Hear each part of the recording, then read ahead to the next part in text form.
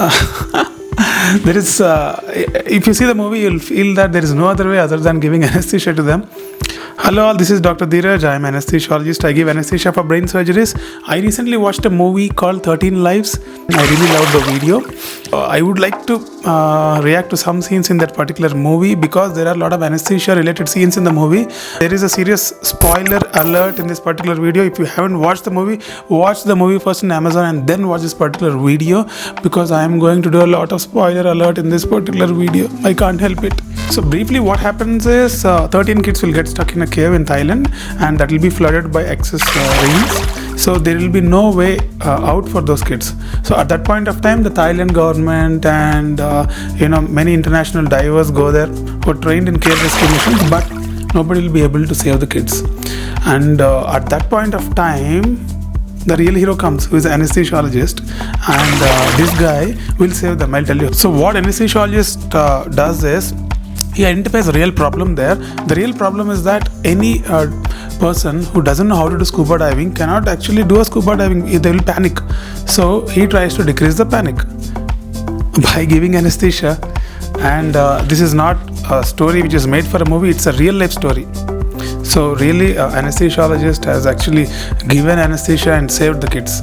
So by watching the movie, I felt that anesthesiologist is a real hero, and how important anesthesia is outside the operation theatres also I came to know with this particular movie. So what this anesthesiologist does is, he gives a drug called ketamine, and this particular drug can be given in different ways. It can be given into the muscle. It can also be given in intravenous route.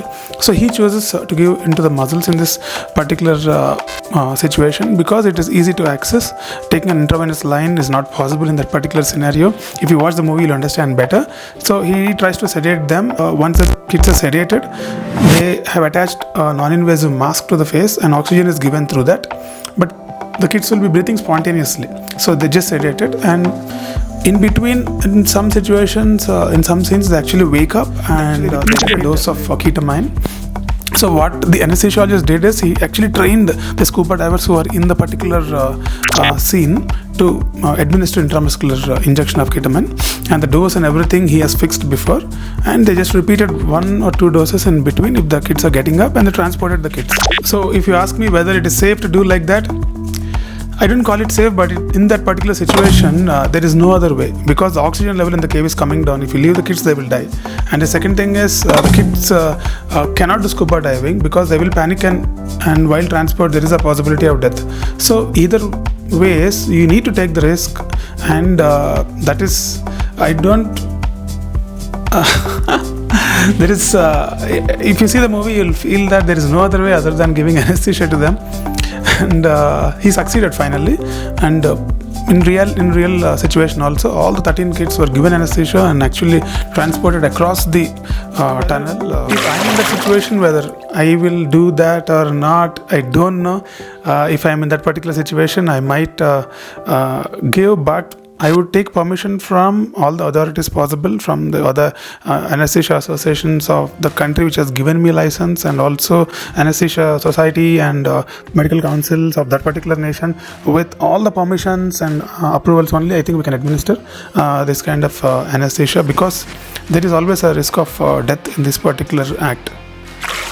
So if you ask me what is the risk of death by giving ketamine intramuscularly, I can tell you, one, they have shown in the movie also, one kid stops breathing, happen because you calculate and give the dose, but it can be little excess, and no, there is always a possibility of a person stopping breathing, which can be dealt very easily in the operating room scenario. It is very tough to deal in that particular situation. So that is one. And ketamine actually produces a lot of secretions, which actually in the movie they have shown that he is giving atropine also. It will counteract, but there is a practical possibility of more secretions coming out, which can get aspirated. And that is one more thing.